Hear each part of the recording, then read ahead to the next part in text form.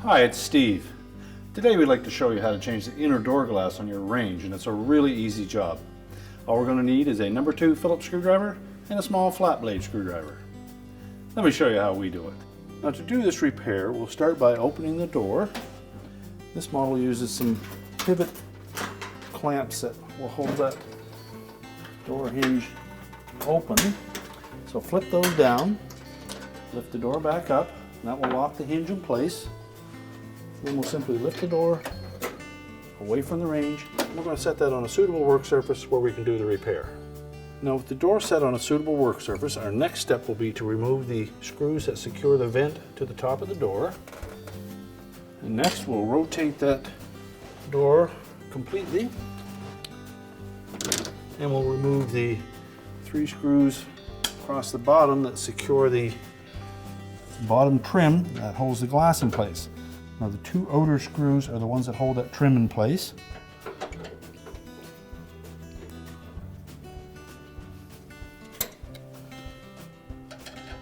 And they also help secure the side trim as well.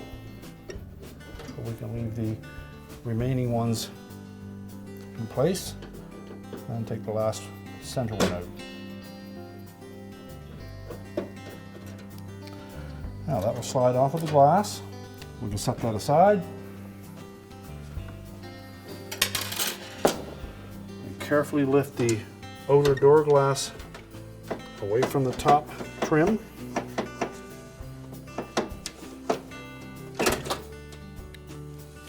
And it's a good opportunity while we have that off to clean it both inside and out.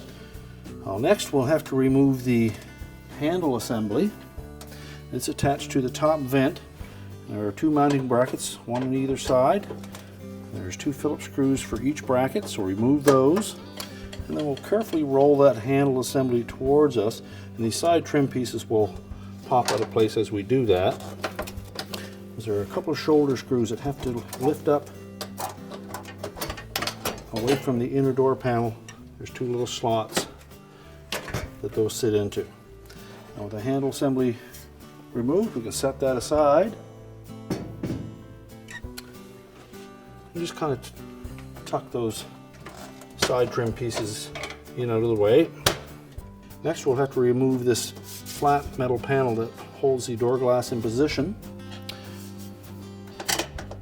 There are 6 Phillips screws that secure that.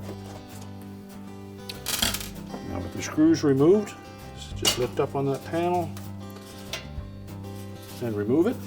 Now, next we'll lift the whole window assembly out of the door altogether. We'll just set that aside momentarily. We'll remove the door panel, set that aside, and we can place our window assembly on our work surface and disassemble it. Now, if the glass is still intact, we'll simply replace it. If you have a broken glass, you'll want to be very careful in handling the broken portion and remove it as well. So look around the perimeter of that window and you'll find a metal tab. Now, with a flat blade screwdriver, we'll just go under the edge of that metal tab and bend it straight. And that will allow us to pull the end panel away. And very carefully pry that open. We're going to support the glass as you're disassembling this frame. Once we've removed it from 3 sides, we can simply lift the pane of glass out that you wish to replace, or the broken one. In this case, we're replacing a stained one. We'll set that carefully aside. If you had a broken one, you'll want to make sure that the channel is completely free of any particles of glass. You can take this opportunity to clean both sides of the remaining glass. Next, we'll take our new pane of glass, and again, you may wish to clean that first. You may have gotten dirty during transportation. We'll simply slide it into that bottom channel, set the assembly upright.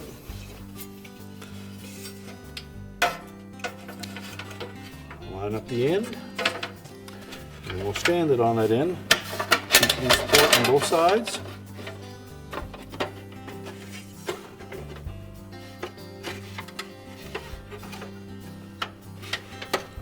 And then pull the loose end together. Make sure it's firmly seated on the glass. And we're going to take our flat blade screwdriver and we'll carefully bend that tab back into position.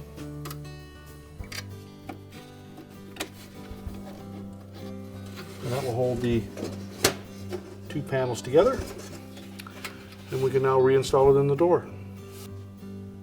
So we'll set our inner door panel onto our work surface. Now we'll take the window assembly and we're going to set that down into place. And I want to take note that this metal frame around the windows has one exposed raised edge, and that is the edge that will point towards the outer door glass. So drop it into position. Now with the window properly seated, we'll just make sure that we have the insulation all in place, and then we can install the retaining trim, lower it in position, line up the screw holes, and then install the retaining screws. Won't tighten those until we have them all in place.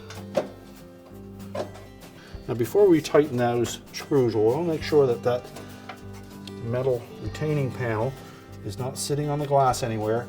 It should only contact the metal frame around the window. Once we've verified that, we can tighten those screws. We're next ready to put the handle and vent assembly on. So again, we'll want to rotate that handle assembly so that the shoulder screws fit into those little slots on the side of the inner door panel. Now you may wish to put the top 3 screws in first, and that will hold that vent against the inner door panel. And that ensures proper alignment when we install the retaining screws that are inside. Now with the handle firmly seated, we can then install the retaining screws for the mounting brackets. Now next we'll tuck those side trim pieces into place.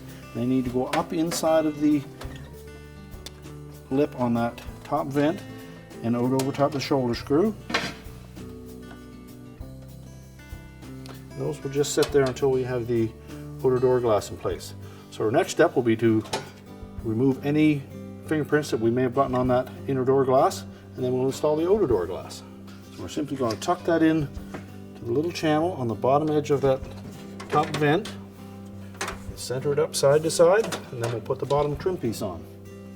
We'll center that trim piece on the glass, and you'll note that there are 4 little tabs that will slide over that glass.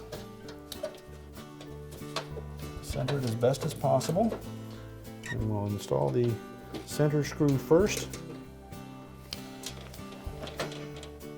and then we'll move to the ones on the ends, and these screws also go through that side, and the outer screws also go through a hole on that side trim piece as well, so make sure that that's engaged. Tighten them securely. We're now ready to reinstall the door on the Range. So we'll carefully line up those hinges with the openings in the frame.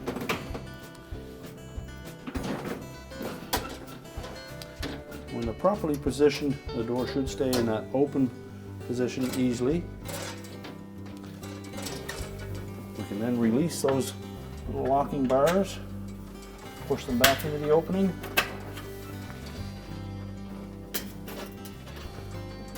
And we can close the door up, and our repair is complete.